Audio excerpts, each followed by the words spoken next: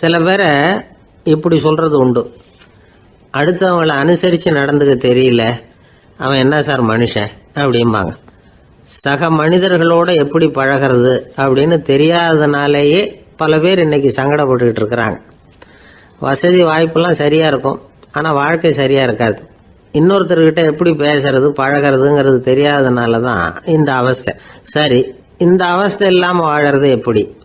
இதுக்கு அனுபவசாலிகள் சில வழிமுறைகளை சொல்கிறாங்க. அதெல்லாம் என்னென்னங்கிறத இப்போ தெரிஞ்சுக்குவோம். முதல்ல நம்ம நாக்கு நம்ம கண்ட்ரோலில் இருக்கணும். வார்த்தைகளை கொட்டி விட்டு அதுக்கப்புறம் அள்ள முடியாமல் கிடந்து கஷ்டப்படக்கூடாது. எப்படி பேசுகிறோங்கிறதும் முக்கியம், பேசுகிறப்ப எப்படி முகத்தை வச்சிருக்கிறோங்கிறதும் முக்கியம். அன்பாக பேசினாலும் நல்லா இருக்கும். அப்படி பேசுகிறப்ப ஆதரவாக அவர் தோள் மேலே ஒரு கையை போட்டுக்கிட்டு பேசினா இன்னமும் நல்லா இருக்கும். ரெண்டாவது விஷயம், இன்னொருத்தர்கிட்ட பேசுகிறப்போ வாக்குறுதிகளை அள்ளி வீசக்கூடாது. கொடுக்குற வாக்குறுதி குறைச்சலாக இருக்கணும். அப்படி கொடுத்த வாக்குறுதியை கண்டிப்பாக நிறைவேற்றணும். நாம் ஒருத்தரை பாராட்டுறோம் அல்லது அவரை பற்றி அபிப்பிராயம் சொல்கிறோம்னா அது ஆக்கப்பூர்வமாக இருக்கணும். நம்ம பாராட்டு அல்லது விமர்சனம் அடுத்தவருடைய முன்னேற்றத்துக்கு உதவுறது மாதிரி இருக்கணும். நாம் சொல்கிறத கேட்டுட்டு அவன் தலையில் கையை வச்சுட்டு உட்காந்துடக்கூடாது. எப்பவும் உற்சாகமாக இருக்கணும், முகம் மலர்ச்சியாக இருக்கணும். மனுஷன் இருந்தால் வருத்தம், கவலை, ஏமாற்றம் எல்லாம் இருக்க தான் செய்யும். அதெல்லாம் மனசில் இருக்கட்டும். அந்த வருத்தமும் கவலையும் ஏமாற்றமும் சேர்ந்துக்கிட்டு நம்ம முகத்தில் இருக்கிற மலர்ச்சியை மூடி மறைக்கிறதுக்கு நாம் இடம் கொடுத்துடக்கூடாது. எந்த விஷயத்தை பற்றி யாருக்கிட்ட பேசினாலும் வெளிப்படையாக பேசணும், திறந்த மனசோட பேசணும். மூடி மறைச்சி முன்னு மூழ்கிக்கிட்டு இருக்கக்கூடாது. இன்னொருத்தர்கிட்ட பேசுகிறப்போ விவாதம் பண்ணுங்க, அது தப்பு இல்லை. ஆனால் வாதாடிக்கிட்டு இருக்கக்கூடாது. அதாவது என்ன சொல்கிறாங்கன்னா, டிஸ்கஸ் பண்ணலாம், ஆர்கியூ பண்ணக்கூடாதான். நம்மக்கிட்ட இருக்கிற நல்ல குணங்களை நாம் எடுத்து சொல்லிகிட்டு இருக்கக்கூடாது. அந்த நல்ல குணங்களே நம்மளை பற்றி எடுத்து சொல்லணும், அது மாதிரி நடந்துக்கணும். அதே மாதிரி அடுத்தவங்க கிட்ட உள்ள கெட்ட குணங்களை பற்றி அவசியம் இல்லாமல் நாம் பேச வேண்டியதில்லை. உங்களை பற்றி யாராவது தப்பாக பேசுகிறாங்களா, அப்படி அவங்க பேசுகிறதுல உண்மை இல்லையா அப்படின்னா அதை நீங்கள் பொருட்படுத்த வேண்டியதில்லை, விட்டுடலாம். அது தானாக போயிடும். ஒரு 4-5 பேரோட பேசிக்கிட்டு இருந்தீங்கன்னா எல்லாருக்கும் முக்கியத்துவம் கொடுங்க, யாரையும் அலட்சியப்படுத்தாதீங்க. தமாஷா பேசலாம், ஆனால் அவங்க தமாஷ் அடுத்தவங்களை கேலி பண்ணுறதா இருக்கக்கூடாது. நமக்கு கிடைக்க வேண்டியது கிடைக்கலையே அப்படிங்கிற தவிப்பு நம்மக்கிட்ட இருக்கக்கூடாது, அது தேவையில்லை. உங்கள் செயல்பாடுகள் தெளிவாக இருக்கட்டும், பாராட்டு தானாக அவங்கள தேடிட்டு வரும். இன்னொரு மனுஷனுடைய மனசில் கௌரவமான ஒரு இடத்த பிடிக்கணும்னா நாம் இந்த குணத்தை எல்லாம் நம்மக்கிட்ட வளர்த்துக்கணும். இதெல்லாம் அனுபவசாலிகள் சொல்லியிருக்கிற குறிப்புகள். இந்த குறிப்புகளை சரியாக புரிஞ்சுக்கணும், அது முக்கியம். தப்பாக புரிஞ்சுக்கிட்டா என்ன ஆகும் தெரியுமா? இதை கேளுங்க. ஒருத்தர் வந்தார், சார் அடுத்தவங்க தோள் மேலே கையை போட்டுக்கிட்டு அன்பாக பேசணும்னு சொன்னீங்க, அப்படி தான் பேசினேன். அவர் முதுகை கூட தட்டி கொடுத்தேன், என் வேலை போயிட்டுது சார், வீட்டுக்கு அனுப்பிச்சிட்டாங்க அப்படின்னார். யாருக்கிட்ட அப்படி பேசுனீங்கன்னு கேட்டோம். என் முதலாளிகிட்ட சார் அப்படிங்கிறார் ரொம்ப சோகமா. ஒரு சின்ன பையன் வந்தான், அவனை பார்த்து ஒரு கேள்வி கேட்டோம். ஏன்ப்பா உங்கள் வீட்டில் அம்மா புத்திசாலியா அப்பா புத்திசாலியா அப்படின்னு. அவன் அலட்சியமா நம்மளை பார்த்து சிரிக்கிறான். என்ன சார் இது, இந்த காலத்தில் இது கூட தெரியாமல் இருக்கிறீங்களே அப்படிங்கிறான். ஒரு சின்ன பையன் நம்மளை பார்த்து இப்படி கேட்டு விட்டானே அப்படின்னு நினைக்கிறப்போ நமக்கு ஒரு மாதிரி ஆகிடும். அதுக்கப்புறம்தான் இந்த தாத்தா பாட்டிலாம் சொல்கிற ஒரு கதை ஞாபகத்துக்கு வந்தது. அது என்ன கதை தெரியுமா? ஒரு ஊரில் ஒரு அம்மாவும் பிள்ளையும் இருந்தாங்களாம். அந்த மகனுக்கு திடீர்னு தேசாந்திரம் போய் வரணும்னு ஆசை வந்துட்டுது. ஊராக போய் சுற்றி பார்க்கணுங்கிற ஆசை. அந்த அம்மாவுக்கு இது பிடிக்கல. மகனை பிரிஞ்சு இருக்கிறதுக்கு அவங்க மனசு இடம் கொடுக்கல. வேணாப்பான்னு சொல்லி பார்த்தாங்க, அவன் கேட்கல. திடீர்னு புறப்படவும் செஞ்சுட்டான். சரி, இனிமேல் அவனை தடுக்க முடியாதுன்னு முடிவு பண்ணிக்கிட்டாங்க அந்த அம்மா. இருந்தாலும் புத்திசாலித்தனமாக ஒரு யோசனை பண்ணாங்க. மகனை கிட்டத்தில் கூப்பிட்டாங்க, அவங்ககிட்ட சொன்னாங்க, இதை பாருப்பா, நீ தேசாந்திரம் போகிறதுன்னு தீர்மானம் பண்ணிவிட்ட, அதை நான் தடுக்கலை, போயிட்டு வந்துடும். ஆனால் போகிறதுக்கு முன்னாடி எனக்கு ஒரு வாக்குறுதி கொடுத்துட்டு போ அப்படின்னாங்க. போகிறப்போ ராத்திரியாக இருந்தாலும் பகலாக இருந்தாலும் சரி, புளிய மரத்து நிழலில் தான் தங்கணும். திரும்பி வர்றப்போ இரவும் பகலும் நீ வேப்ப மரத்து நிழல்லே தங்கணும் அப்படின்னாங்க. சரி, அப்படியே செய்கிறேன்னு சொல்லி வாக்குறுதி கொடுத்தான் பையன். புறப்பட்டு போனான். போகிற வழியில் புளிய மரத்து நிழல்லையே தங்கினான், தூங்கினான். அப்படி போய்கிட்டே இருந்தான். 7வது நாள் அவன் உடம்பு சுகமில்லாமல் போயிட்டுது. ரொம்பவும் பலவீனமாயிட்டான். இனிமேல் நடக்க முடியாதுங்கிற நிலைமை வந்துட்டுது. யோசிச்சு பார்த்தான். சரி, இதுக்கு மேலே போக வேண்டாம் அப்படின்னு முடிவு பண்ணிட்டு திரும்பி வர ஆரம்பிச்சுட்டான். திரும்பி வர்றப்போ வழியில் வேப்ப மரத்து நிழலையே தங்கி தங்கி வந்தான். நாளுக்கு நாள் உடம்பு சரியாக வந்துட்டுது. 7வது நாள் வீட்டுக்கு வந்து சேர்றான். உடம்பு பழையபடியே கலகலப்பாயிட்டுது. பூரண சுகம். தேசாந்திரம் போன பையன் திரும்பி வந்துட்டானே அப்படின்னு அந்த அம்மா ஆச்சரியப்படலை. ஏன்னா அவங்களுக்கு தெரியும் இப்படி ஆகும்னு. பையன் சீக்கிரமாக திரும்பி வரணுங்கிறதுக்காக தான் அவங்க அந்த யோசனையை சொன்னாங்க. என்ன விஷயங்கிறதையும் அவங்களே சொன்னாங்க. மகனே, புளிய மரத்து நிழல் உடம்புக்கு உஷ்ணத்தை கொடுக்கும், சீக்க உண்டாக்கும். அதனால் நீ தொடர்ந்து புளிய மரத்து நிழலில் தங்கினாவே நோய்க்கு ஆளாயிட்ட. அதனால் நல்ல பயணத்தை முடிச்சுக்கிட்டு திரும்பி வரணுங்கிற முடிவுக்கு வந்துட்ட. திரும்பி வர்றப்போ நீ தங்கினது வேப்ப மரத்து நிழல். அது உடம்புக்கு குளிர்ச்சியை தரக்கூடியது, நோயை தீர்க்கக்கூடியது. அதனால் சுகமாக வீட்டுக்கு சேர்ந்துட்ட. உன்னோட தேசாந்திர பயணத்தை தடுக்கிறதுக்காக தான் இப்படி பண்ணினேன் அப்படின்னாங்களாம் அந்த அம்மா. பார்த்தீங்களா அம்மாவோட புத்திசாலித்தனத்தை? அப்பாவாக இருந்தால் இப்படியா பண்ணுவார்? ஒரு அப்பா பையன்கிட்ட 10 ரூபா கொடுத்து இதை எடுத்துக்கிட்டு அடுத்த ஊருக்கு போய் அங்கே இருக்கிற மாமா கிட்ட இதை கொடுத்துட்டு வாடா, வழியில் எங்கேயாவது மரத்தடியில் படுத்து தூங்கி விடாதே அப்படின்னு எச்சரிக்கை பண்ணி அனுப்புனாராம். பையனுக்கு எச்சரிக்கையாக வாழறது எப்படிங்கிறத கற்றுக் கொடுக்கறதுக்காக இப்படி பண்ணார். அவன் பணத்தை வாங்கிக்கிட்டு போனான். அப்பா சொன்னதை மறந்துட்டு ஒரு மரத்தடியில் படுத்து தூங்கிட்டான். அவனுக்கு தெரியாமல் அவன் பின்னாடியே போன அப்பா அவன் கையில் இருந்த அந்த 10 ரூபாயை நைஸாக எடுத்துகிட்டு வந்துட்டார். அவன் பையில் தானே வச்சுருந்தான், அது தெரியாமல் எடுத்துகிட்டு வந்துட்டார். அவன் தூங்கிக்கிட்டு இருக்கான். எடுத்துகிட்டு ஒரு மறுபடியும் வீட்டுக்கு வந்துட்டார். பையன் முழிச்சுக்கிட்டு பையை தடவி பார்க்குறான், பணத்தை காணும். அழுதுகிட்டே திரும்பி வந்தான். அப்பா கிட்ட விஷயத்த சொன்னான். அப்பா சிரிச்சுக்கிட்டே சொன்னார், அதுக்கு தான்ப்பா ஆரம்பத்திலேயே எச்சரிக்கை பண்ணினேன், இனிமேலாவது நீ ஜாக்கிரதையாக இருக்கணும் அப்படிங்கிறதுக்காக தான் இப்படி பண்ணினேன். அந்த பணம் எங்கேயும் போயிடல, நான் தான் அதை உனக்கு தெரியாமல் எடுத்து வச்சிருக்கிறேன். இதோ பாரு அப்படின்னு சொல்லிக்கிட்டு சைடு பாக்கெட்டில் கையை விட்டா அது ஓட்டையாக இருக்குது. அதை எவனோ ஏற்கனவே கத்திரிச்சு எடுத்துகிட்டு போயிட்டான். இப்போ அப்பா முகத்தில் அசடு வழிஞ்சுதான். ஒரு ஆள் இருந்தான், நிறைய பணம் சம்பாதிச்சான். ஆனால் செலவு பண்ண மனசு வரல, கருமி. அவன் என்ன பண்ணா, சேர்த்த பணம் பூராவையும் ஒரு மரத்தடியில் புதைச்சி வச்சுருந்தான். வாரத்துக்கு ஒரு தடவை அந்த மரத்தடிக்கு வருவான். புதைச்ச இடத்த ஆவலோடு பார்த்துக்கிட்டு இருப்பான். அதுக்கப்புறம் போயிடுவான். அவ்வளவுதான். ஒரு நாள் ஒரு திருடன் வந்தான். இவன் புதைச்சி வச்சுருந்ததெல்லாம் எடுத்துகிட்டு போயிட்டான். இது தெரிஞ்சு போச்சு. அந்த கருமி புலம்ப ஆரம்பிச்சிட்டான். இவன் புலம்பலை கேட்டதும் அக்கம் பக்கத்தில் இருந்தவங்கெல்லாம் ஓடி வந்தாங்க. என்ன விஷயம்னு விசாரித்தாங்க. இவன் சொன்னான். ஒரு பெரியவர் கேட்டார், ஏப்பா வாரம் இந்த இடத்த பார்க்கறதாக சொன்னியே, எப்போவாவது இதில் இருக்கிற பணத்தை எடுத்து செலவு பண்ணியிருக்கியா அப்படின்னு கேட்டார். நான் அப்பப்போ அதை பார்க்கறது தான் வழக்கம், அதை தொட்டதே இல்லைன்னு. அவன் சரி அப்படின்னா இப்போவும் நீ அதே மாதிரி வாரம் ஒரு தடவை இந்த இடத்த பார்த்துட்டு போகலாமே அப்படின்னாராம் அந்த பெரியவர். அதுவும் சரிதானே, எவ்வளவு காலமானாலும் அவன் அந்த பணத்தை எடுத்து செலவு பண்ண போகிறதில்ல. அப்படி இருக்கிறப்ப உள்ளே பணம் இருந்தாலும் ஒன்று தான், இல்லாமல் போனாலும் ஒன்று தான். இதிலிருந்து என்ன புரியுதுன்னா, ஒருத்தர்கிட்ட இருக்கிற பணத்தை கொண்டு அவர் பணக்காரரா ஏழையா அப்படின்னு முடிவு செய்கிறது சரியில்லை. அந்த செல்வத்தை அனுபவிக்கிற திறன், பயன்படுத்துகிற திறன், அதை வச்சு தான் அவர் ஏழையா பணக்காரரா அப்படிங்கிறத நிர்ணயம் பண்ணணும். அதுதான் சரி. செலவு பண்ண தெரியாதவன் சேகரம் பண்ணிகிட்டே இருக்கிறதுனால என்ன பிரயோஜனம்? தலைமுடியே இல்லாதவன் தாராளமாக சீப்புகளை வாங்கி சேகரம் பண்ணுறது மாதிரி தானே இது. சில சமயம் செலவு பண்ண நாம் தயாராக இருந்தால் கூட அந்த செல்வம் நமக்கு பயன்படுறதில்ல. அரேபியாவில் ஒரு நகை வியாபாரி விலை உயர்ந்த முத்துக்களை எல்லாம் அவர் வச்சு வியாபாரம் பண்ணிகிட்டு இருந்தார்.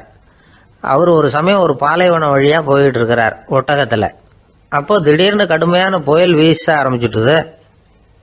திசை தவறி இவர் எங்கேயோ வந்துட்டார். கூட வந்தவங்களையும் காணலை, எங்கே போனாங்களும் தெரியல.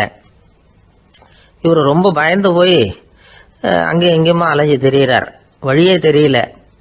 பசி கடுமையாயிட்டுது. ஒட்டகத்து முதுகில் ஒரு மூட்டை இருந்தது. அதை பிரித்து பார்த்தார். உள்ளே ஏதாவது இருக்கான்னு தேடி பார்க்குறார். அது வரைக்கும் கண்ணில் தட்டுப்படாத அபூர்வமான ஒரு பை கண்ணில் பட்டுது. ஆஹா, அதில் ஏதாவது சாப்பிட்றதுக்கு இருக்கும் அப்படின்னு நினச்சி ஆவலாக அதை பிரித்து பார்க்குறார். அந்த பையில் விலை உயர்ந்த முத்துக்கள் நிறைய இருந்துதான். அப்போ தான் அவர் நினச்சாராம், விலை உயர்ந்த முத்துக்கள் கூட சாப்பிட்றதுக்கு உணவாக முடியாது அப்படிங்கிறத புரிஞ்சுக்கிட்டாராம். எந்த நேரத்தில் எது நமக்கு தேவையோ அது நமக்கு தாராளமாக கிடைக்கணும். அப்படி அது கிடைக்கிறதுக்கு நம்மக்கிட்ட இருக்கிற செல்வம் பயன்படணும். அது நமக்கும் பயன்படலாம், நம்ம மூலமா அடுத்தவங்களுக்கும் பயன்படலாம். அதுதான் செல்வத்தின் பயன். ஒரு மரத்தடியில் ஒருத்தன் உட்காந்து அழுதுகிட்டு இருந்தான். அந்த பக்கமா வந்த இன்னொருத்தன் ஏப்பா அழுதுகிட்டு இருக்கிறேன்னு கேட்டான். இந்த இடத்துல தான் பூமிக்கு அடியில் பணம் இருக்குது, புதைச்ச இடம் தெரியல, அதான் அழறேன் அப்படின்னா. நல்லா ஞாபகப்படுத்தி பாரு, எந்த இடத்துல புதைச்ச அப்படின்னு கேட்டான் இவன். அது எப்படி எனக்கு தெரியும், புதைச்சி வச்சிருக்கிறவன் நான் இல்லையே, எங்க எழுத்து வீட்டுக்காரன் அப்படின்னானா இவன். ஒரு பல்கலைக்கழகம், அங்கே ஒரு இலக்கிய பேராசிரியர், அவர் பாடம் நடத்திக்கிட்டு இருந்தார். ராபர்ட் ப்ரௌனிங் எழுதிய கவிதைகளை பற்றி சொல்லிகிட்டு இருக்கிறார். மாணவர்களும் ரொம்ப அக்கறையாக அதை கேட்டுக்கிட்டு இருக்கிறாங்க. ஒரு குறிப்பிட்ட கவிதையை பற்றி சொல்லும் பொழுது அந்த பேராசிரியருக்கே ஒரு சந்தேகம். அதாவது அந்த கவிதையின் சரியான அர்த்தம் என்னங்கிறதுல சந்தேகம். பேராசிரியர் யோசனை பண்ணார். அந்த கவிதையை முழுசாக புரிஞ்சிக்க முடியல. அதனால் மாணவர்களை பார்த்து சொன்னார், மாணவர்களே, ஒரு நாள் பொறுத்துங்க, இந்த கவிதையை எழுதின கவிஞர் எங்கள் வீட்டுக்கு பக்கத்தில் தான் இருக்கிறார். இன்னைக்கு சாயந்தரம் நான் அவரை நேரிலேயே போய் பார்க்குறேன். பார்த்து இதுக்கு என்னங்க அர்த்தம்னு கேட்டுட்டு வந்துடுறேன். அதுக்கப்புறம் உங்ககிட்ட சொல்கிறேன் அப்படின்னாராம். அன்னைக்கு சாயந்தரமே அந்த பேராசிரியர் கவிஞரை தேடிக்கிட்டு போயிட்டார். கவிஞர் அவங்க வீட்டில் அவர் பாட்டு உட்காந்துருந்தாராம். இவர் போய் அவர் முன்னாடி உட்காந்தார். அப்புறம் கேட்டார், ஐயா, அந்த கவிதையின் முழு பொருள் என்னன்னு தெரிஞ்சுட்டு போகிறதுக்காக வந்திருக்கிறேன் அப்படின்னாராம். எந்த கவிதை அப்படின்னாராம் அவர். இவர் அந்த கவிதையை சொல்லியிருக்கார். கவிஞர் கொஞ்சம் யோசனை பண்ணிவிட்டு அப்புறம் சொன்னாராம், பேராசிரியரே, நீங்க கொஞ்சம் தாமதமா வந்துட்டீங்கன்னாராம். இவருக்கு ஒன்றும் புரியல. நீங்க என்ன சொல்றீங்க, நான் தாமதமா வந்துட்டேன்னா? நீங்க தான் உயிரோடு இருக்கிறீங்களே, அப்படி இருக்கும்பொழுது நான் தாமதமா வந்துட்டேன்னா அது எப்படி அப்படின்னு இவர் குழம்பி இருக்கிறார். இப்ப கவிஞர் சொன்னாராம், ஐயா, நான் உயிரோடு இருக்கிறேன்னா இல்லையாங்கிறது முக்கியம் இல்லை. நான் அந்த கவிதை வரிகளை எழுதினப்போ 2 பேருக்கு அதோட அர்த்தம் தெரிஞ்சிருந்தது. இப்போ ஒரே ஒருத்தருக்கு தான் அதோட அர்த்தம் தெரியும் அப்படின்னாராம். பேராசிரியர் யோசனை பண்ணியிருக்கார். அப்படின்னா அந்த ஒருத்தர் கவிஞர் ராபர்ட் ப்ரௌனிங்கை தவிர வேற யாரா இருக்க முடியும்? இவர் தான் அப்படிங்கிறத அவர் மனசுல நினைச்சுக்கிட்டார். அதனால சொன்னார், ஐயா, நான் தாமதமா வரல, அந்த கவிதையின் பொருள் என்ன அது சொல்லுங்கன்னார். பேராசிரியரே, நான் சொல்றது உங்களுக்கு புரியலன்னு நினைக்கிறேன். நான் இந்த வரிகளை எழுதினப்போ 2 பேருக்கு அதோட அர்த்தம் தெரிஞ்சிருந்தது. அந்த 2 பேர் யாருன்னா, ஒருத்தர் ராபர்ட் ப்ரௌனிங், அதாவது நான், இன்னொருத்தர் கடவுள். இப்போ அது கடவுளுக்கு மட்டும்தான் தெரியும். நானே இதை பற்றி பல தடவை யோசனை பண்ணி பார்த்தேன். இது ரொம்ப அழகானது, ஆனாலும் ரொம்ப வழுக்கலானது. அதை பிடிச்சிட்டோம்னு நினச்சிக்கிட்டு இருக்கும் பொழுதே காற்று மாதிரி அது உங்ககிட்ட இருந்து ஓடி போயிடுது. எனக்கு ரொம்ப வருத்தமாக தான் இருக்குது. நிச்சயமாக நான் தான் இந்த வரிகளை எழுதியிருக்கிறேன். அதில் அர்த்தம் இருக்குங்கிறது எனக்கு தெரியும், அதை நான் உணர்றேன். ஆனால் நீங்கள் என்னை மன்னிக்கணும், எனக்கே கூட அதை என்னால் விளக்க முடியல. அப்படி இருக்கும் பொழுது உங்களுக்கு எப்படி அதை நான் விளக்க முடியும் அப்படின்னாரா அந்த கவிஞர். அனுபவிக்கப்படக்கூடிய எல்லாமே விளக்கப்படக்கூடிய ஒன்றல்ல, விளக்கப்படும் எல்லாமே அனுபவிக்கப்படக்கூடிய ஒன்றல்ல அப்படிங்கிறது ஞானிகளுடைய கருத்து. அதுக்காக தான் அந்த சம்பவம். வாழ்க்கையில் நீங்கள் தொடர்ந்து ஆய்வு செய்து கொண்டே இருக்கக்கூடிய விளக்கங்களை ஒருபோதும் அடைய முடியாத பரிமாணங்கள் இருக்கிறதுனால தான் அது அலுப்பு தட்டாமல் இருக்குது. உங்களால் நிறைய அனுபவிக்க முடியும், இருந்தாலும் நீங்கள் அனுபவித்து அறிந்த விஷயங்கள் கூட வார்த்தைகளால் விளக்கப்பட முடிவதில்லை அப்படிங்கிறது பெரியோர் சிந்தனை. இதெல்லாம் ஒரு பக்கம் இருக்கட்டும். நமக்கு தெரிஞ்ச பேராசிரியர் ஒருத்தர் 1 மணி நேரம் ரொம்ப விவரமா வகுப்பு எடுத்தார். கடைசியா சொன்னார், மாணவர்களே, ரொம்பவும் எளிமையா விளக்கமா எல்லா விவரமும் சொல்லியிருக்கிறேன். அதனால இதுல உங்களுக்கு சந்தேகம் வர்றதுக்கு வாய்ப்பே இல்லை. இருந்தாலும் கேட்க வேண்டிய கடமை கேட்கிறேன். இது வரைக்கும் நடத்தினதுல யாருக்காவது ஏதாவது சந்தேகம் உண்டா அப்படின்னு கேட்டாராம். எனக்கு ஒரே ஒரு சந்தேகம் தான் சார் அப்படின்னு எழுந்திரிச்சு நிக்கிறான் ஒருத்தன். என்னன்னு கேட்டாராம். இது வரைக்கும் நீங்க என்ன பாடம் சார் நடத்துனீங்க அப்படின்னானா அவன். பந்திக்கு முந்தர ஆசாமிகள் நம்மள பல பேர் உண்டு. அப்படி முந்தறதுக்கு கூட முயற்சி பண்றவங்க நிறைய பேர் இருக்கிறாங்க. இதுல என்ன ஒரு விஷயம்னா, பந்திக்கு முந்தறது கூட தப்பு இல்லை. ஆனா அப்படி ஒரு விருந்துல ஆளா போய் உட்காந்து சாப்பிட்டா கூட வெளியில வர்றப்ப என்ன பெரிய விருந்து வச்சுட்டான், சாம்பார்ல உப்பு இல்லை, ரசத்துல காரம் இல்லை அப்படின்னு குறை சொல்லிட்டே வர்றது இருக்கு பாருங்க, அது சரியில்லை, நாகரிகமும் இல்லை. கல்யாண பத்திரிகையில என்ன போட்டிருக்குது, என் பொண்ணுக்கும் இன்னார் பையனுக்கும் கல்யாணம், எல்லாரும் குடும்பத்தோட வந்திருந்து மணமக்கள் ஆசீர்வதிக்கணும், இப்படித்தானே போட்டிருக்கோம். குடும்பத்தோட விருந்து சாப்பிட்டு சாப்பாடு எப்படி இருக்குன்னு அபிப்பிராயம் சொல்லிவிட்டு போங்க அப்படின்னா போட்டிருக்கு கல்யாண பத்திரிகையில. ஒருத்தர் வீட்டு விசேஷத்துக்கு போயிருக்கோம்னா எவ்வளவோ அசௌகரியங்கள் நமக்கு ஏற்படலாம். ஏராளமான கூட்டம் வந்திருக்கும். எல்லாரையும் அவங்க தனித்தனியாக கவனிச்சுக்கிட்டு இருக்க முடியாது.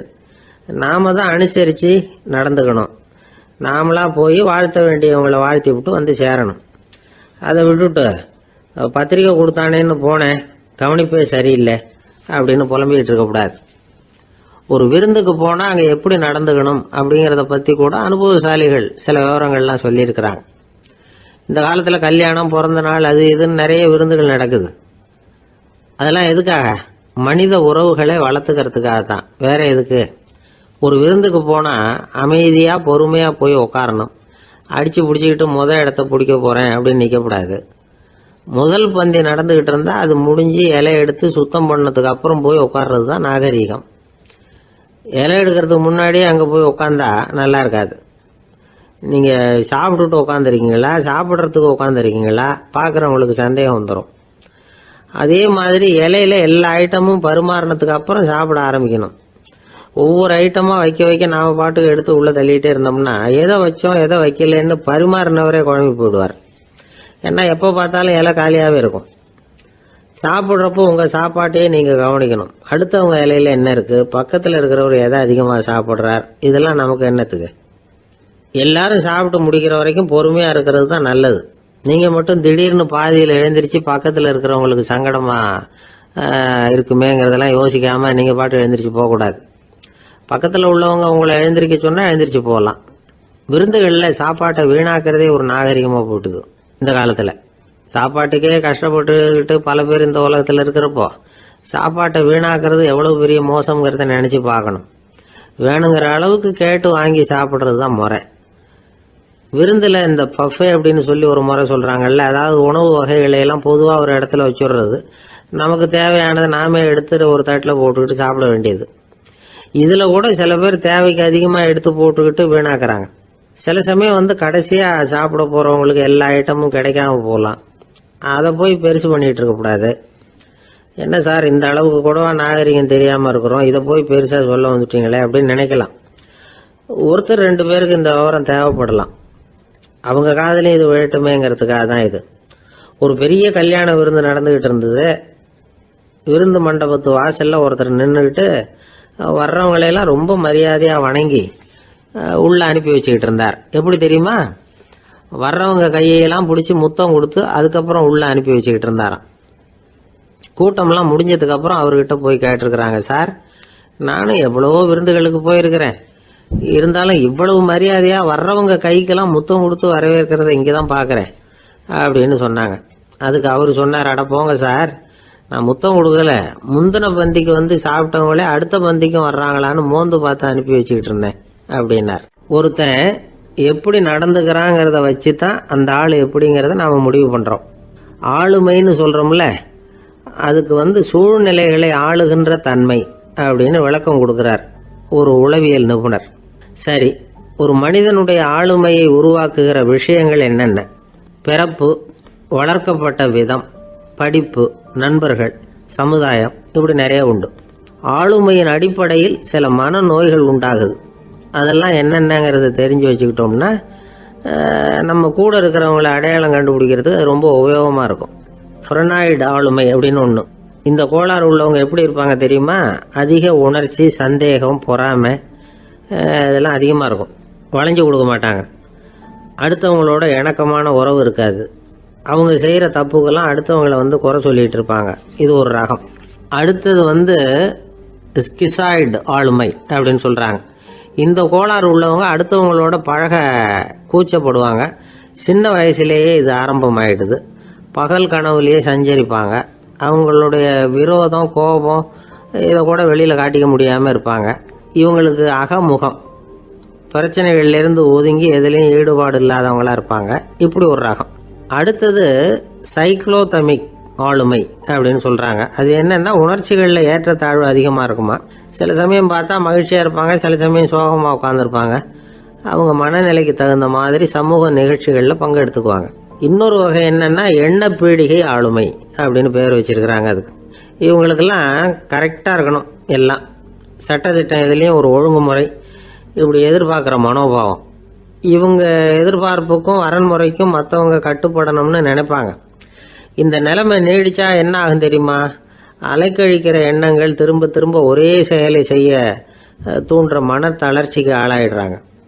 அடுத்தது ஹிஸ்டீரியா ஆளுமை. சின்ன விஷயத்தையெல்லாம் பெருசுபடுத்தி நாடகமாக்குற நடிகர்கள் இவங்க. உணர்ச்சி அதிகம் உள்ளவங்க.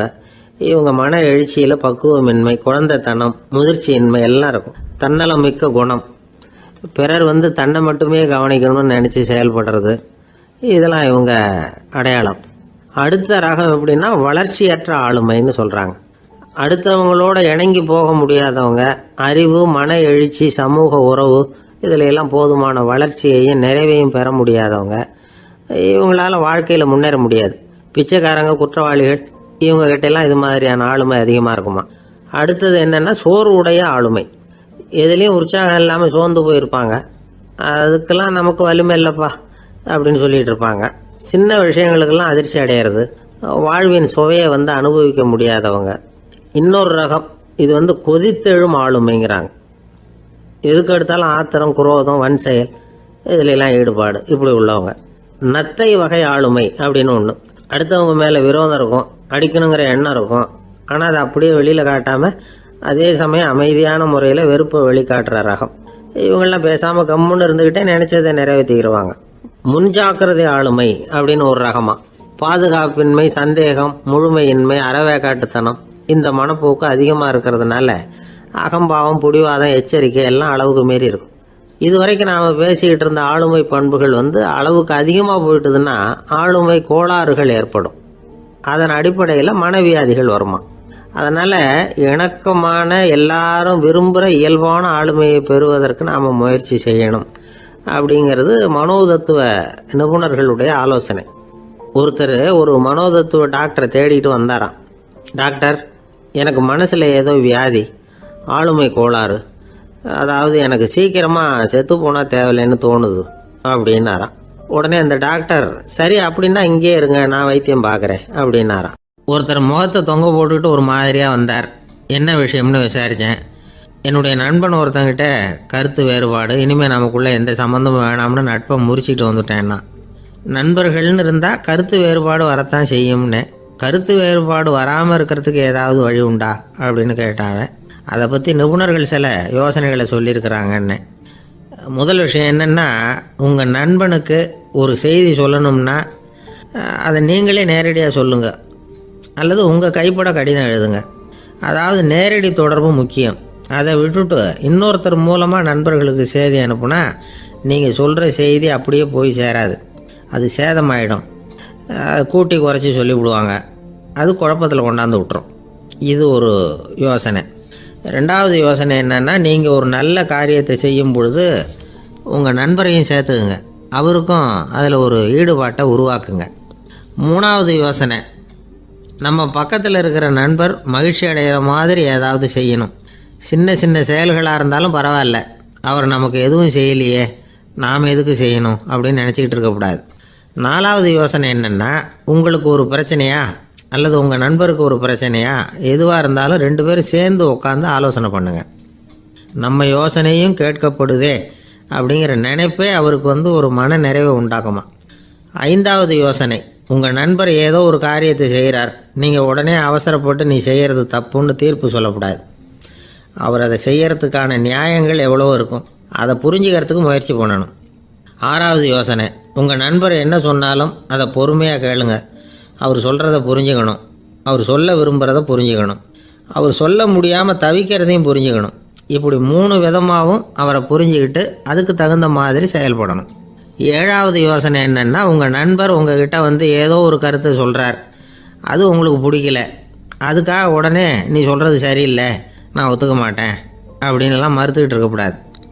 அவர் சொல்கிறத கேட்கணும், பொறுமையாக சிந்திக்கணும், அதுக்கப்புறம் பதில் சொல்லணும். இப்படிலாம் நடந்துக்கிட்டால் நண்பர்களுக்குள்ள கருத்து வேறுபாடு வர்றதுக்கு வாய்ப்பே இருக்காது அப்படின்னு வல்லுநர்கள் தொகுத்து சொல்லியிருக்கிறாங்க இந்த யோசனைகளை.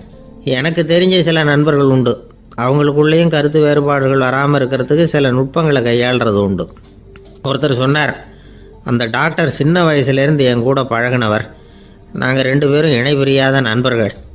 இருந்தாலும் எனக்கு உடம்பு சரியில்லைன்னா நான் அவர்கிட்ட வைத்தியம் பார்த்துக்க மாட்டேன் அப்படின்னார் ஒருத்தர். ஏன் அப்படின்னு கேட்டேன்.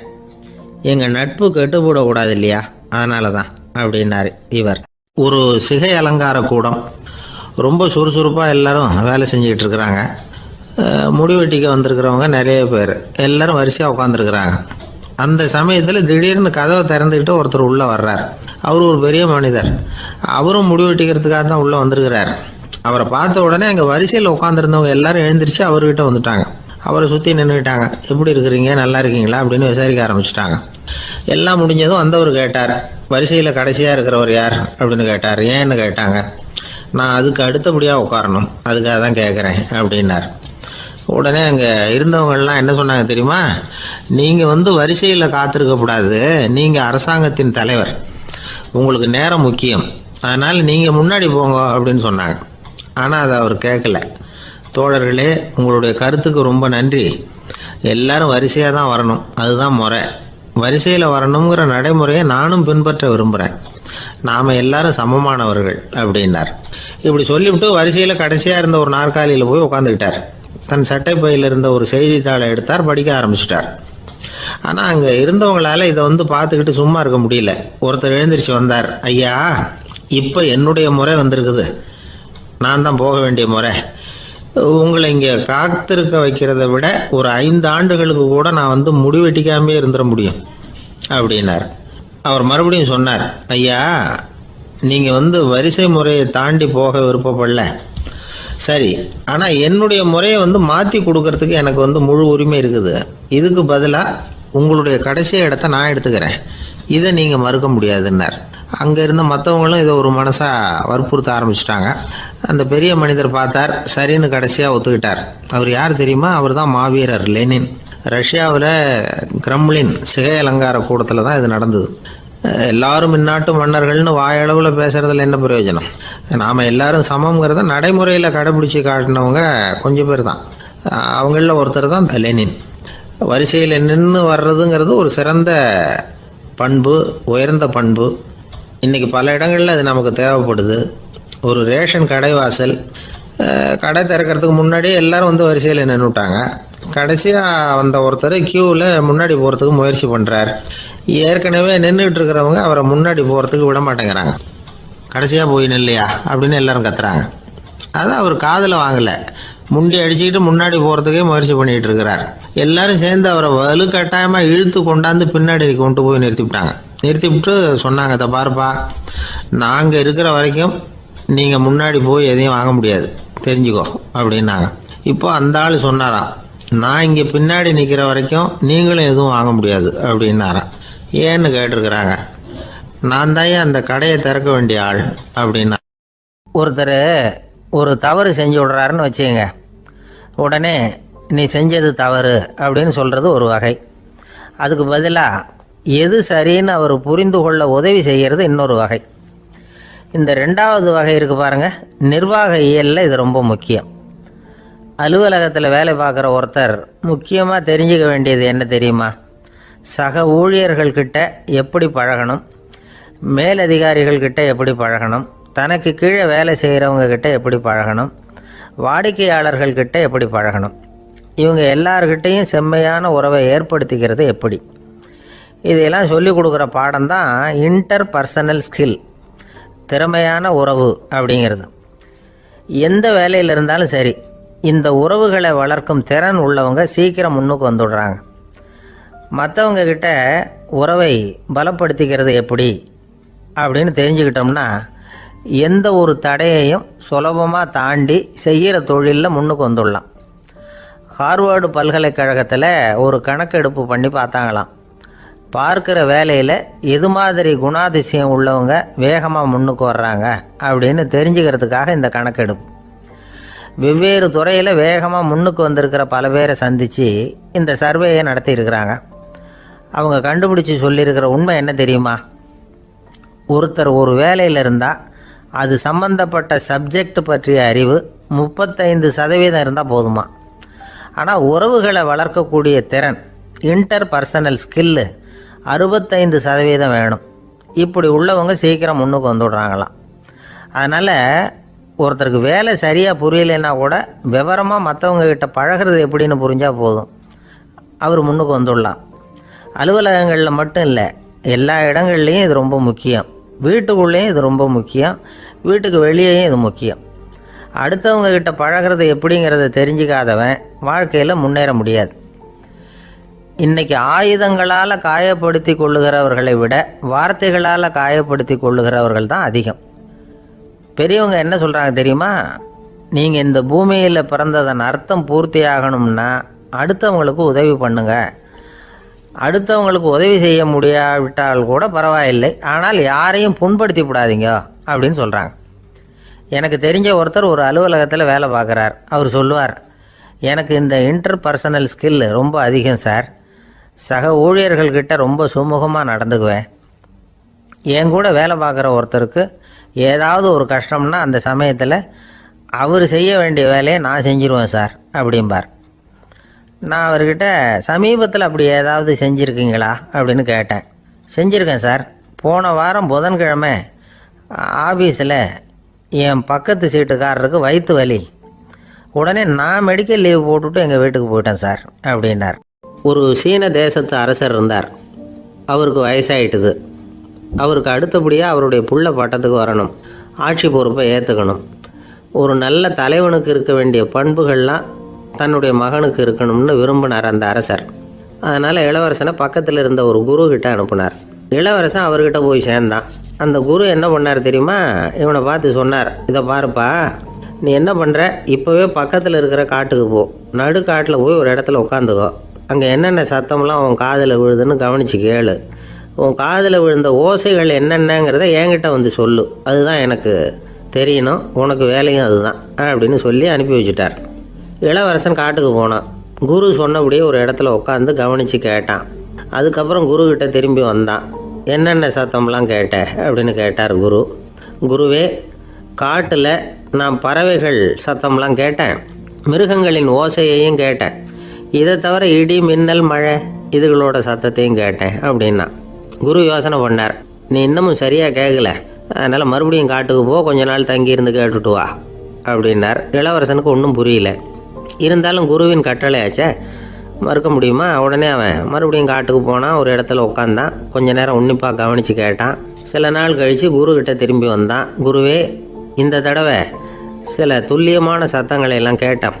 தேனீ பறக்கிற சத்தம், நீரோடையின் மெல்லிய ஓசை, இதெல்லாம் கேட்டேன்னா.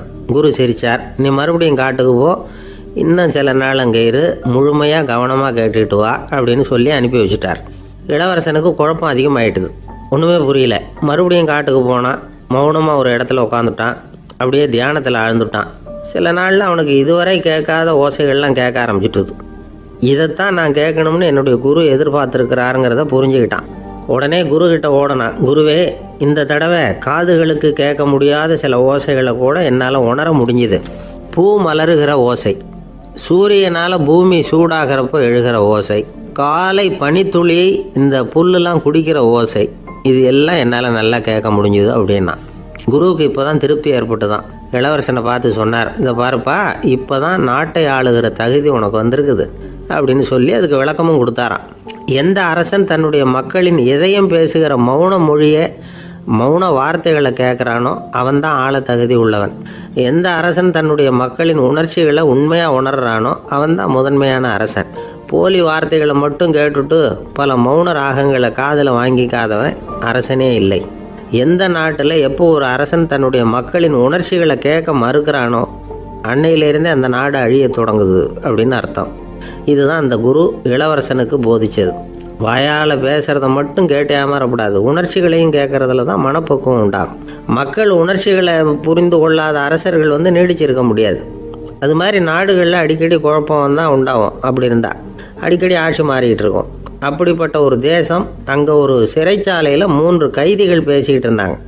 ஒருத்தன் சொன்னான், நான் இந்த நாட்டு ராஜாவை எதிர்த்து பேசிக்கிட்டு இருந்தேன், அதனால் என்னை பிடிச்சி கொண்டாந்து இங்கே போட்டுட்டாங்க அப்படின்னா ஒருத்தன்.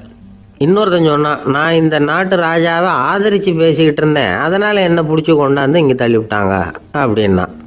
அது சரி, நீ என்ன தப்பு பண்ண அப்படின்னு சொல்லி 3வது ஆளை பார்த்து இவங்க கேட்டாங்க. அதுக்கு அந்த ஆள் சொல்கிறான், நான் தான் இந்த நாட்டு ராஜா அப்படின்னானா. ஒரு நண்பர், அவர்கிட்ட பேசிக்கிட்டு இருந்தேன். மனித உறவுகள் பற்றி அவர் சொல்லிகிட்டு இருந்தார். அமெரிக்காவில் தந்தை மகன் உறவு எப்படி இருக்குது அப்படிங்கிறத விளக்கிறதுக்கு அவர் ஒரு கதையை சொன்னார். ஒரு அப்பா பகல் பூராவும் அலுவலகத்தில் வேலை, ஓடி ஆடி உழைச்சிக்கிட்டு களைச்சி போய் ராத்திரி 10 மணிக்கு மேலே வீடு திரும்பினான். வீட்டு வாசலில் அவரோட மகன் காத்துக்கிட்டு இருக்கிறான். இன்னமும் தூங்கலை. அப்பா வாசல்லையே தடுத்து நிறுத்தி, அப்பா உனக்கு சம்பளம் எவ்வளவு அப்படின்னு கேட்குறான். ஏற்கனவே ஆஃபீஸு பிரச்சனைகளால் அலுத்து போய் திரும்புகிற அப்பாவுக்கு கோவம் வந்துடுது. என்னடா இப்படிலாம் கேளுன்னு உங்கள் அம்மா உனக்கு சொல்லி கொடுத்தாளா அப்படின்னு சொல்லிவிட்டு உள்ளே போய் சட்டையை கட்டி மாட்டி விட்டு குளிச்சு விட்டு மறுபடியும் வெளியில் வந்து உடையை மாற்றுகிற சமயம் அப்போ மறுபடியும் மகன் உள்ளே வந்து நிற்கிறான் அவர் முன்னாடியே. அப்பா உனக்கு எவ்வளவு சம்பளங்கிறான் மறுபடியும். அப்பாவுக்கு எரிச்சல் அதிகமாகிட்டுது. மணிக்கு $20 போதுமா அப்படின்னார். அப்படின்னா எனக்கு ஒரு $10 தர முடியுமான்னா மகன். இதுக்கு தான் என் சம்பளம் எவ்வளவுன்னு கேட்டியா? 2ஆம் வகுப்பு படிக்கிற உனக்கு எதுக்குடா $10 அப்படின்னு கத்திவிட்டு தொலைக்காட்சி பெட்டியின் முன்னாடி போய் உட்காந்துக்கிட்டு ஏதோ நிகழ்ச்சியை பார்க்க ஆரம்பிச்சிட்டார். கொஞ்ச நேரம் கழித்து மறுபடியும் மகன் வந்து நிற்கிறான். அப்பா ப்ளீஸ் எனக்கு ஒரு $10 கொடுக்க முடியுமா? மகனுடைய கண்களில் கண்ணீர். என்னடா அவன் கண்ணீரை காட்டி காரியம் சாதிக்கலாம்னு பார்க்குறியா? ஒரு காசு கூட கொடுக்க மாட்டான் போ அப்படின்னு விரட்டி விட்டான். மகன் கண்ணீரை தொடச்சிக்கிட்டே கண்ணை தொடச்சிக்கிட்டு பேசாமல் போய் படுத்துக்கிட்டானான். கொஞ்ச நேரம் ஆச்சு. அப்பாவோட கோபம் கொஞ்சம் கொஞ்சமாக குறைஞ்சிது. பிள்ளைகிட்ட கோபமாக கத்துனது தப்பு தாங்கிறது புரிஞ்சுது அவனுக்கு. எழுந்திரிச்சு போனான், படுக்கை இறக்கி போனான். மகனை பார்த்தான். அவன் தலையணையை கட்டி பிடிச்சிக்கிட்டு அழுதுகிட்டு இருக்கிறான். அவனை மெல்ல நெருங்கி அவங்ககிட்ட எதமாக பேசுகிறதுக்கு ஆரம்பித்தானான். எதுக்குடா உனக்கு $10 பள்ளிக்கூடத்தில் கேட்டாங்களா அப்படின்னு கேட்டானான். மகன் சொல்லியிருக்கான், இல்லை டாடி, உனக்கு 1 மணி நேரம் சம்பளம் $20ன்னு சொன்னேன். நீ ஏற்கனவே எனக்கு கொடுத்த பாக்கெட் மணி $10 என்கிட்ட இருக்குது. இப்போ நீ இன்னொரு $10 கொடுத்தீங்கன்னா அதையும் சேர்த்து $20 ஆகிடும். அந்த $20 நான் உனக்கு கொடுத்துருவேன். அப்படி கொடுத்தா நீ என் கூட 1 மணி நேரம் செலவழிப்ப இல்லையா? அதுக்காக தான் $10 கேட்டேன் அப்படின்னு சொன்னானோ. அந்த அப்பா கண்ணு கலங்கி போச்சான். ஆதரவோடு தன்னுடைய மகனை கட்டி பிடிச்சி அழ ஆரம்பிச்சிட்டாராம். இதுதான் நண்பர் சொன்ன கதை. அமெரிக்கா மட்டும் இல்லை, உலகம் பூராவும் இன்றைக்கி மனித உறவுகள் இப்படி தான் மாறிட்டு இருக்கு. பெரியவர்கள் அறிவுரை என்ன தெரியுமா? உங்கள் குழந்தைகளிடமிருந்து குழந்தை பருவத்தை பிரித்து விடாதீர்கள் அப்படிங்கிறது தான். அதாவது இன்றைய குழந்தைகள் தங்கள் பிருந்தாவனத்தை இழந்து விடுகிறார்கள் அப்படிங்கிறது அவங்களுடைய கருத்து. இந்த நிலைக்கு நாம் காரணமாக இருந்துடக்கூடாது. குழந்தைகளோட விளையாடுவோம், குடும்பத்தோடு உறவாடுவோம் அப்படிங்கிறது தான் நம்முடைய நோக்கமாக இருக்கணும். இன்றைய உறவு முறைக்கு இன்னொரு உதாரணம் சொல்லுவாங்க. ஒருத்தர் வந்தாராம், அவர் பக்கத்தில் ஒரு சின்ன பையன். நாம் அவரை விசாரிக்கிறோம், யார் இந்த பையன் அப்படின்னா அவர் சொல்கிறார், இவன் எனக்கு தூரத்து உறவு அப்படின்னாராம். இந்த தூரத்து உறவுன்னா எப்படின்னு இருக்கான். இதுக்கு அவன் சொல்லியிருக்கிறான், இவன் எங்கள் அப்பாவுக்கு 8வது புள்ள அப்படின்னானான். கணவன் மனைவி அன்பாக இருக்கணும், ஒருத்தர் நல்லா புரிஞ்சுக்கணும், விட்டு கொடுக்குற மனப்பான்மை வேணும். அதுதான் ஒரு நல்ல குடும்பம். இன்றைக்கி பல குடும்பங்களில் அர்த்தமில்லாத சண்டைகள் தான் அதிகம். கிராமப்புறங்களில் வேடிக்கையாக ஒரு கதை சொல்லுவாங்க. ஒரு ஊரில் ஒரு ஆள் இருந்தான், வேலை வெட்டி இல்லாமல் சும்மாவே இருந்தான். அவனுக்கு கல்யாணம் பண்ணி வச்சாங்களாம். மனைவி வந்து சேர்ந்தா, சும்மாவே உட்காந்துருக்கிறியே, ஏதாவது சம்பாதிக்கிற வழியை பாரு அப்படின்ட்டு இருக்கா. அதுக்கு தான் யோசனை பண்ணிகிட்டு இருக்கிறேன், ஒரு அருமையான ஐடியா அப்படின்னு நானா. என்ன அது சொல்லு அப்படின்ட்டுருக்கா. அவன் ஒரு ஆட்டுக்குட்டி வாங்க போகிறேன்னு இருக்கான். அதை வாங்கி என்ன பண்ண போகிறேன்னா, அந்த குட்டி வளரும், பெருசாகும், அதுக்கப்புறம் அது நிறைய குட்டி போடும் அப்படின்ட்டுருக்கான். சரி, அப்புறம் என்ன, அதையெல்லாம் சந்தையில் கொண்டுட்டு போய் விற்றுவிட்டு அந்த காசுக்கு ஒரு எருவு மாடு வாங்கலாம். சரி, அது எதுக்கு? எருவு மாடு நிறைய பால் கொடுக்கும், அதை கொண்டுகிட்டு போய் பால் பண்ணையில் கொடுப்பேன், அல்லது நானே விற்றுருவேன், கை நிறைய காசு கிடைக்கும். அதுக்கப்புறம் ஒரு பசுமாடு வாங்குவேன், பாலையும் விற்கலாம், நாமளும் காய் போட்டு சாப்பிட்லாம், இப்படிலாம் சொல்லியிருக்கான். அப்போ அந்த பொண்ணு சொல்லிச்சான், அடுத்த தெருவில் இருக்கிற எங்கள் அம்மா வீட்டுக்கும் கொஞ்சம் பால் கொடுத்து அனுப்பலாம் அப்படின்ட்டுருக்கா அந்த பொண்ணு. இந்த இடத்துல கணவனுக்கு கோவம் வந்துட்டுது. அது எப்படி உங்கள் அம்மா வீட்டுக்கு எதுக்கு கொடுக்கணும், அதெல்லாம் முடியாதுன்றிருக்கான். இந்த இடத்துல சண்டை ஆரம்பமாயிட்டுது. கொஞ்ச நேரத்தில் 2 பேரும் சத்தம் போட ஆரம்பிச்சிட்டாங்க. கடுமையான சண்டை நடக்கிறத பக்கத்து வீட்டுக்காரன் காதில் வாங்கினான். அவன் ஓடியாந்தான். அவனுக்கு தெரியும், வாங்காத மாட்டுக்காக இப்படி சண்டை போட்டுக்கிட்டு இருக்கிறாங்கங்கிறது அவனுக்கு புரியும். அவன் ஓடி வந்து சொன்னான், ஏண்டா உன்னோட பசுமாட்டை ஒழுங்காக கட்டி போடக்கூடாதான்னு இருக்கான். என்னடா சொல்கிறேன்னா, இவன் உன் மாடு என் தோட்டத்தில் வந்து மேய்ஞ்சுட்டுது, பயிரெலாம் நாசமாயிட்டுது, 10,000 ரூபா அளவுக்கு சேதம், அதை வாங்கிட்டு போகிறதுக்கு தான் வந்தேன், குடுறா 10,000 நானா. இவன் அரண்டு போயிட்டான். அப்புறம் சொன்னான், டே நான் இன்னும் மாடே வாங்கலையே, அதுக்குள்ளே அது வந்து எப்படிடா உன் தோட்டத்தில் மேயும், என்னடா வளர்றேன்னு இருக்கான். நீ தாண்டா இப்போ உளறிக்கிட்டு இருக்க, மாடே வாங்கலை, அதுக்குள்ளே எப்படிடா வந்து உன்னுடைய மனைவி அவங்க அம்மா வீட்டுக்கு பால் கொடுத்து அனுப்ப முடியும் அப்படின்னு அவன் கேட்டானா. நம்ம ஆளுக்கு இப்போ தான் புத்தி வந்துதான். அர்த்தமே இல்லாத சண்டை போட்டுக்கிட்டு இருக்கிறோம் அப்படிங்கிறத அவன் புரிஞ்சுக்கிட்டானான். இது நம்ம முன்னோர்கள் சொல்லியிருக்கிற ஒரு கதை. சண்டையில தான் அர்த்தம் இல்லையே தவிர கதையில் அர்த்தம் உண்டு. அதாவது இல்லாத விஷயங்களுக்காக சண்டை போட்டுக்கிட்டு இல்லறத்தை வீணாக்கிக்கிட்டு இருக்கிற மனிதர்கள் இன்றைக்கு நிறைய பேர் இருக்கிறாங்க. ஒருத்தன் தன்னுடைய மனைவியை பற்றி மாமனார்கிட்ட புகார் சொன்னானா, மாமா உங்கள் பொண்ணு அர்த்தமில்லாத சண்டை போடுறா, எதுக்கு எடுத்தாலும் எடுத்து எறிஞ்சு பேசுகிறா அப்படின்ட்டுருக்கான். நீ எப்படி மாப்பிள்ளை அதை சமாளிக்கிற அப்படின்னு கேட்டிருக்காரு அவரு. அவள் எடுத்து எறிகிறது என் மேலே படாமல் ஒதுங்கி நின்றுக்கிறேன் அப்படின்னு நானா இவன். ஒரு பெரியவர்கிட்ட பேசிக்கிட்டு இருந்தேன். அவர் என்கிட்ட ஒரு கேள்வி கேட்டார். திருடர்கள் எத்தனை வகை தெரியுமா உனக்கு அப்படின்னார். இதுதான் அவர் கேட்ட கேள்வி. எதுக்காக என்ன பார்த்து அந்த கேள்வி கேட்டார் தெரியல. இருந்தாலும் நான் அவருக்கு பதில் சொன்னேன். திருடர்களில் எத்தனையோ வகை உண்டுங்க. கார் திருடன், சைக்கிள் திருடன், முகமூடி திருடன், எப்படி சொல்லிகிட்டே போகலாம். இருந்தாலும் என்னுடைய சிற்றறிவுக்கு எட்டின வரையில் திருடர்களை 2 வகையாக பிரிக்கலாம் அப்படின்னு நினைக்கிறேன். ஒன்று ராத்திரியில் திருடுற திருடன், இன்னொருத்தன் பகலில் திருடுற திருடன். அதாவது பகல் திருடன், ராத்திரி திருடன் அப்படின்னு பெரியவர் சிரித்தார். என்ன சிரிக்கிறீங்களே, என்ன கள்வர்கள் 4 வகை அப்படின்னு ஆரம்பித்தார். எப்படின்னு கேட்டேன். சாப்பாட்டுக்கு இல்லாமல் திருடுறாங்க பாருங்க, அது ஒரு வகையான். சாப்பாட்டுக்கு இருந்தும் திருடுறாங்க பாருங்க, அது ஒரு வகையான். இதை தவிர இன்னும் ஒரு 2 வகை திருட்டு உண்டு. அது என்னன்னா, ஆண்டவன் கிட்ட இருந்து நாம திருடுற திருட்டு, இன்னொன்று என்னன்னா நம்ம கிட்ட இருந்து ஆண்டவன் திருடுற திருட்டு அப்படின்னார். எனக்கு ஒன்றும் புரியல. என்ன சார் இது, ஆண்டவனையே திருடன்னு சொல்றீங்களே அப்படின்னு ஆச்சரியமா. ஆமாங்க, ஆண்டவனை கல்வன்னு சொல்றது இல்லையா. காஞ்சிபுரத்துக்கு பக்கத்தில் திருக்கார்வனம் அப்படின்னு ஒரு ஊர் இருக்கு. அங்கே உள்ள பெருமாளுக்கு கல்வர்னு தான் பேர். அது மட்டும் இல்லை, திருமங்கை ஆழ்வார் தம்முடைய திருநெடுந்தாண்டகத்தில் கார்வனத்துள்ளாய் கல்வா அப்படின்னு தான் அழைக்கிறார் அப்படின்னு நிறைய உதாரணம்லாம் சொல்ல ஆரம்பித்தார். அதுக்கப்புறம் அவர்கிட்ட பேசி நான் புரிஞ்சுக்கிட்ட விவரங்களை தான் இப்போ உங்ககிட்ட சொல்ல போகிறது. அதாவது அவர் சொன்ன முதல் வகை திருடர்கள் சாப்பாட்டுக்கு இல்லாமல் திருடுறவங்க. இவங்களை திருத்தி போடலாம். சாப்பாட்டுக்கு இருந்தும் பணம் சேர்க்கணுங்கிற ஆசையால் பொய் கணக்கெல்லாம் எழுதுறாங்க பாருங்க, அவங்க தான் 2வது வகை. 3வது வகை திருட்டு தான் மிகப்பெரிய திருட்டு.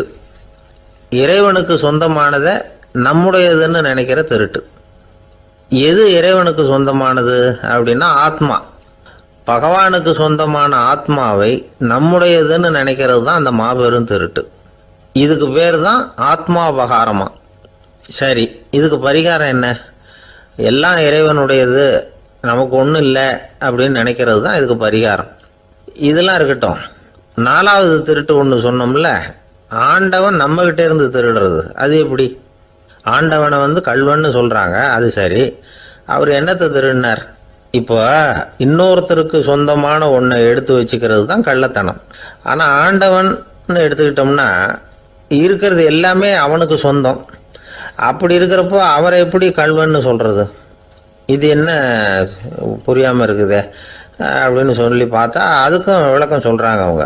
அதாவது ஆண்டவனுக்கு உருவமே கிடையாது, அரூபமாக இருக்கிறவன், அதாவது உருவம் இல்லாமல் இருக்கிறவன்.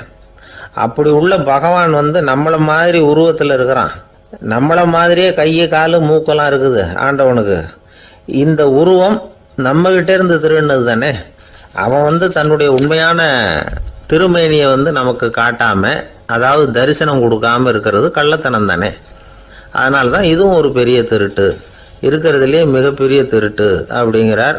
என்கிட்ட பேசிக்கிட்டு இருந்தார், இந்த விஷயம்லாம் சொல்லிட்டு இருந்தாரு இந்த பெரியவர்.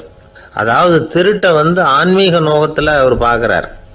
நம்ம பார்வையில் இதை விட அபூர்வமான திருட்டுலாம் இங்கே உண்டு. அபூர்வமான திருடர்களும் உண்டு. ஒரு திருடன் சிறையிலிருந்து விடுதலையாகி வெளியில் போனான். கொஞ்ச நாளில் மறுபடியும் திரும்பி ஜெயிலுக்கு வந்துட்டான். அப்போது சிறை அதிகாரி அவனுக்கு அறிவுரை சொன்னாராம். ஏன்பா இப்படி அடிக்கடி தப்பு பண்ணிவிட்டு ஜெயிலுக்கு வந்துடுறியே, உனக்கு சொந்த பந்தம் எதுவும் இல்லையா? உனக்கு அப்பா, அண்ணன், தம்பிகள் அவங்க கூட எல்லாம் சேர்ந்து வாழணுங்கிற ஆசை இல்லையா அப்படின்னு கேட்டிருக்கார். அவங்களோட சேர்ந்து வாழணுங்கிற ஆசை எனக்கு நிறைய உண்டுங்க சார் அப்படின்னு அவன். அப்புறம் எதுக்கு இப்படி ஜெயிலுக்கு வந்துடுற அப்படின்னாரான் அவர். அவங்க எல்லாருமே இங்கே தானே சார் இருக்காங்க அப்படின்னு அவன். ஒரு ஊரில் ஒரு துறவி இருந்தார், புத்த சமய துறவி. அந்த ஊர் மன்னன் அவரை பற்றி கேள்விப்பட்டிருக்கான். ஒரு நாள் புறப்பட்டு போனான், துறவியின் பாதங்களை தொட்டு வணங்கினான். அதுக்கப்புறம் சொன்னான், ஐயா, நான் உங்களை அரண்மனைக்கு அழைச்சிட்டு போகிறதுக்காக வந்திருக்கிறேன். இனிமே நீங்கள் இங்கே எதுக்கு இருக்கணும் அப்படின்னானா. அவன் மனசுக்குள்ளே என்ன நினைப்புன்னா, இவர் எங்கே வர போகிறாரு, நான் ரொம்ப எளிமையானவன், எனக்கு எதுக்கு அரண்மனை வாசம்னு சொல்லிவிடுவார் அப்படின்னு நினச்சிருக்கான். ஆனால் அந்த துறவி என்ன பண்ணார் தெரியுமா? அப்படியா, சரி போகலாம், வா, போய் உன் ரதத்தை கொண்டுட்டு வா, அரண்மனைக்கு போகும்பொழுது அதுக்கு தகுந்த மாதிரி ஆடம்பரமாக போகணும் அப்படின்னு விட்டாரான். துறவி இப்படி சொன்னதும் அந்த மன்னனுக்கு மனசுக்குள்ளே சந்தேகம் வந்துட்டுது. இவர் உண்மையிலேயே துறவி தானா, ஏமாத்து பேர் வழி மாதிரி தெரியுதே அப்படின்னு நினச்சிருக்கான். இருந்தாலும் இனிமேல் என்ன பண்ணுறது, சொல்லியாச்சு. ரதத்தை கொண்டுகிட்டு வந்தான். துறவி ஏறி உக்காந்தார். பக்கத்தில் ராஜா. அவர் ரொம்ப உற்சாகமாக வரார். இவன் ரொம்ப சோர்ந்து போய் வரான். துறவி மரத்தடியிலேயே வாழ்ந்து பழக்கப்பட்டவர், அரண்மனையில் எளிமையாக ஒரு இடத்துல உட்காந்துக்குவார் அப்படின்னு நினச்சான். ஆனால் அப்படி இல்லை. அரண்மனைக்கு வந்த உடனே அந்த துறவி அதை கொண்டுட்டு வா, இதை கொண்டுட்டு வான்னு சொல்லி உத்தரவு போட ஆரம்பிச்சிட்டார். அரண்மனையில் இருந்தால் அரசனை மாதிரி இருக்கணும் அப்படிங்கிறார். ராத்திரி பூரா சௌகரியமாக தூங்கினார். பகலில் அரண்மனை தோட்டத்தில் உலாவ வேண்டியது, நீச்சல் குளத்தில் குளிக்க வேண்டியது, இப்படியே பொழுது போக்கிட்டு இருக்கிறார். அந்த அரண்மனையில் துறவி மகிழ்ச்சியாக இருக்கிறார். மன்னனால் அப்படி இருக்க முடியல. அவருக்கு எந்த கவலையும் இல்லை, இவனுக்கு அரசாங்க கவலைகள். துறவி அப்படி இருக்கிறத இவனால் தாங்கிக்க முடியல. ஒரு நாள் அவர்கிட்டயே போய், நான் உங்ககிட்ட கொஞ்சம் பேசணும்னு நானாம். துறவி பார்த்தார்.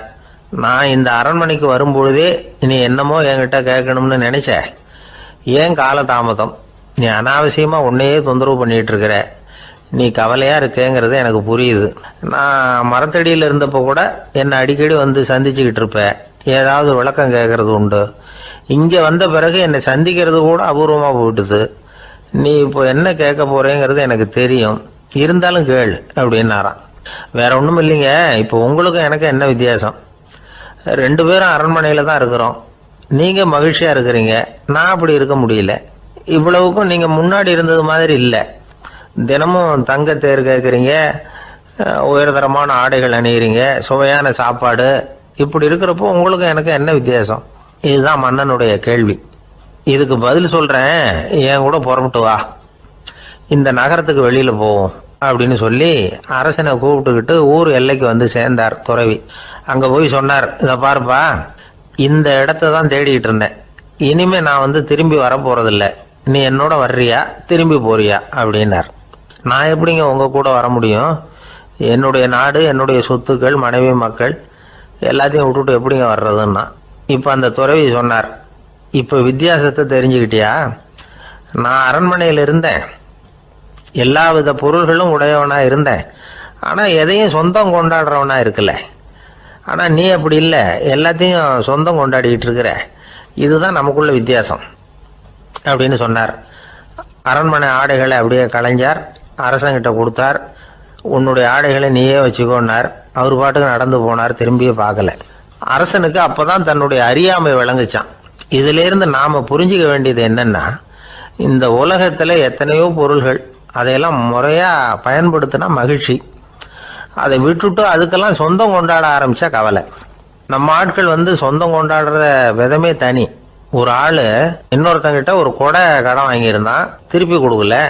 கொடையை கொடுத்தவன் கேட்டான், என்கிட்ட கடன் வாங்கினிய கொடை, அதை கொஞ்சம் திருப்பி தர்றியான்னா. அது உனக்கு இப்போ அவசரமாக தேவைப்படுதா அப்படின்னு கேட்டான் இவன். எனக்கு தேவைப்படலை, அந்த கொடையை நான் யாருக்கிட்ட வாங்கியிருந்தேனோ அவனுக்கு இப்போ அது அவசரமாக தேவைப்படுது அப்படின்னு அந்த ஆள். ஒரு ஊரில் ஒரு புகழ்பெற்ற பத்திரிகையாளர் இருந்தார். அவர் ஒரு நாள் திடீர்னு இறந்து போயிட்டார். அதுக்கப்புறம் நேராக சொர்க்கத்துக்கு போனார். சொர்க்கத்தின் வாசலில் நின்றுக்கிட்டு இருந்த ஒருத்தர் அவரை தடுத்தார். இதை பாரு, ஏற்கனவே இங்கே 12 பத்திரிகையாளர்கள் இருக்கிறாங்க, அவங்களுக்கே இங்கே வேலை இல்லை.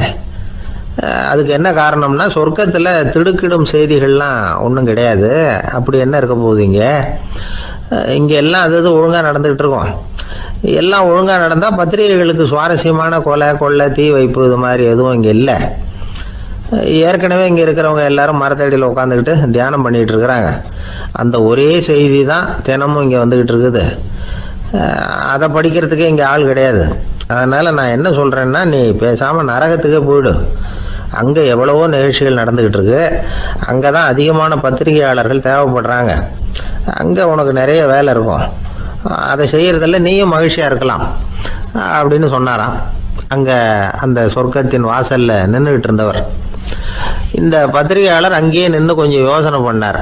இவருக்கு சொர்க்கத்திலே இருக்கணும்னு தான் ஆசை. அதனால் மெதுவாக அவர்கிட்ட பேசினாராம். ஐயா, என்னை ஒரு 24 மணி நேரம் இங்கே உள்ளே இருக்கிறதுக்கு அனுமதி கொடுங்க. இங்கே இருக்கிற பல பத்திரிகையாளர்களை எனக்கு தெரியும். அவங்களில் சில பேரை சமாதானப்படுத்தி மெதுவாக பேசி நரகத்துக்கு அனுப்பி வச்சுட்றேன். நான் இங்கே இருந்துக்கிறேன். உங்கள் கணக்குப்படி 12 பேருக்கு மேலே இங்கே தாண்டாது. அப்படி பார்த்துக்கிறேன் அப்படின்னாராம். அவரும் யோசனை பண்ணி பார்த்துட்டு, சரி அப்படியே உனக்கு அனுமதி கொடுக்குறேன்.